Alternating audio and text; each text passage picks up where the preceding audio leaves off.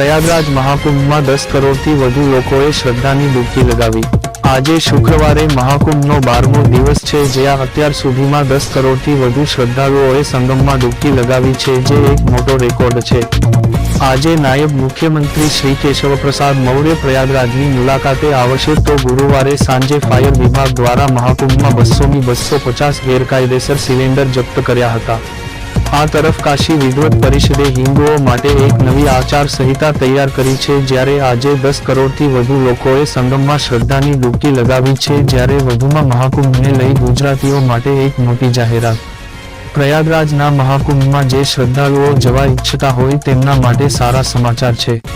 ગુજરાત રાજ્ય જીએસઆરટીસી પ્રવાસન વિભાગ દ્વારા ગુજરાતથી મહાકુંભ મેળામાં જઈ શકે તે માટે નવી વોલ્વો બસ દોડાવશે। આ નવી વોલ્વો બસો અમદાવાદથી પ્રયાગરાજ વચ્ચે દોડશે। આ નિર્ણયથી ઘણા ભક્તોની સંગમમાં ડૂબકી લગાવવાની ઈચ્છા પૂર્ણ થશે। KS news.